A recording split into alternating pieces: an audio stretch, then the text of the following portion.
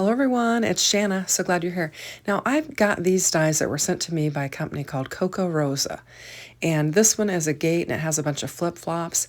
This one here is like an A2 size panel die. And then we've got a message in a bottle with some seashells. And then we've got this cross that has the musical note along with it. And those are the products that this company sent to me. The gate, and I'm going to be working with this one here today though. I like this. I think it's very intriguing, and I can see that it covers a full A2 size panel, and I thought it would be fun to work with. So I'm going to work with it. We'll go to the die cutting machine and get everything die cut out.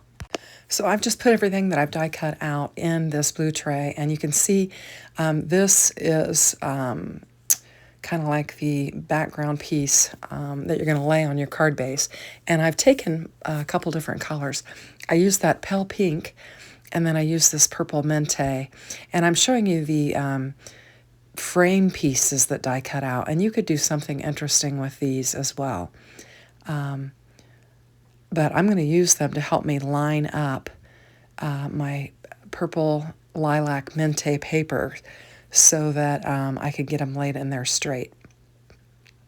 And so I'm just going to take this and lay this down, this green, sage green paper down on my card base. And I chose this green because there's green in that purple mente paper as well, and I thought it would look nice. Now, you wouldn't necessarily have to put a background color on there if you didn't want to. You could just let the white shine through, but I'm choosing to put the green on there. So I'll just get this panel laid down on there and lined up nicely, and then we'll start to bring in our die cut elements.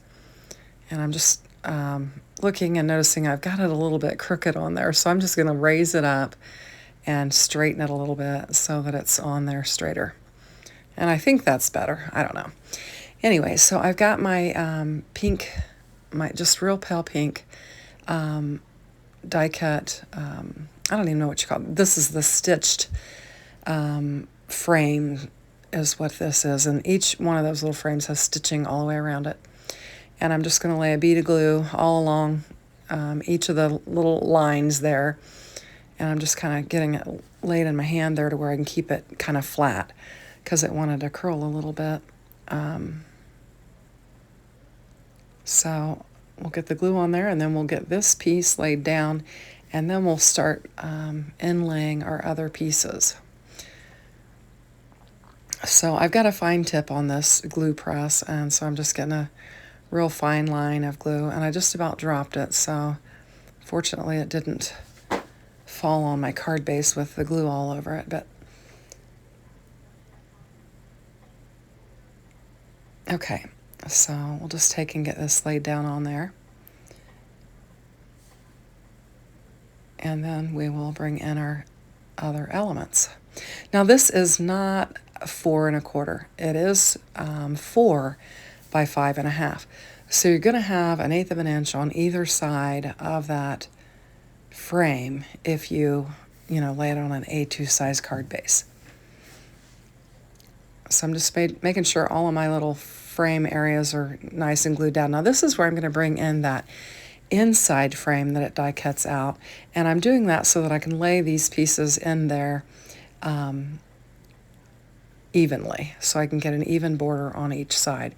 And I decided I would start with that larger piece, and I'll just lay some glue down on there and then lay it inside that inside frame, and then I'll pull that frame away.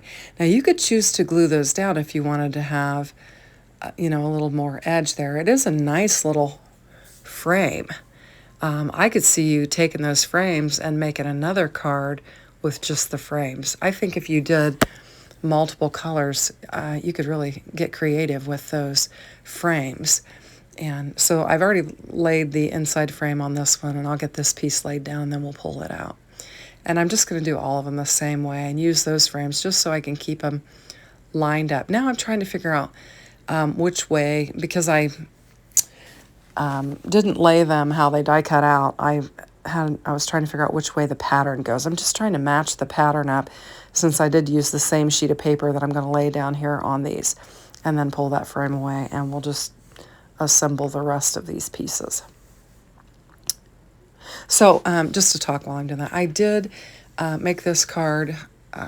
This was the first use of this die that I did. But this video is actually running after I ran a live video and made some other cards with this as well.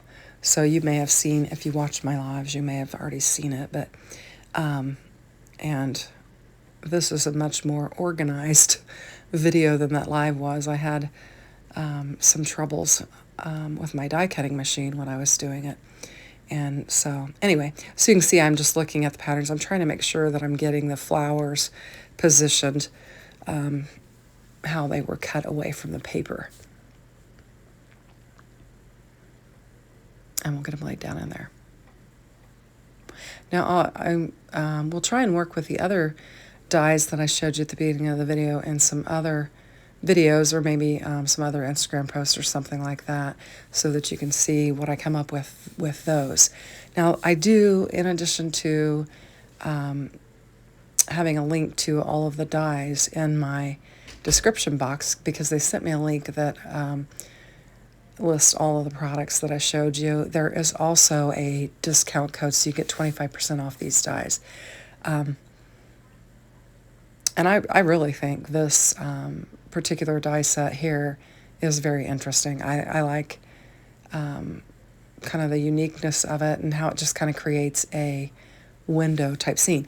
I was thinking that it might be fun to put some ink on some vellum, maybe do some smushing, or maybe some distress oxide sprays on some vellum, and actually create some stained glass windows and maybe some different colors, and doing a card like that, and maybe using a gold frame to inlay it in and make it look like an ornate stained glass window. I think that could be really fun. So I'm just using my little poker tool to grab a hold of that frame. I think I might have got a little bit of glue underneath it, and I just pulled it away. And like I said, you could choose to put those frames inside those different cuts if you wanted to, but I'm just using them to create that nice little border around there. And then I've got a little bit of green showing through on each one of them. And I think that adds some interest to the card. So again, I'm trying to figure out which way this lays so I can get it laid down right.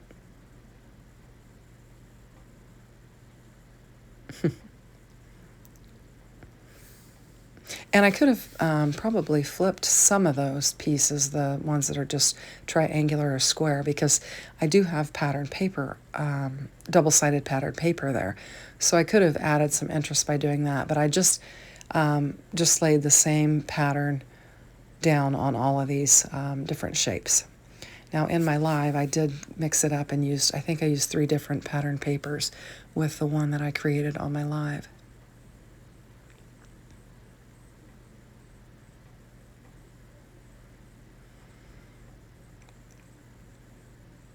So I'm taking my sweet time. I don't think I sped this video up at all. Normally I do speed them up a little bit, but for this one, I think it was less than 10 minutes long, and so I didn't feel like I needed to speed it up.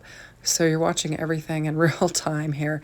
Obviously I didn't have the die cutting portion on there, but I'm going to get these laid down on here.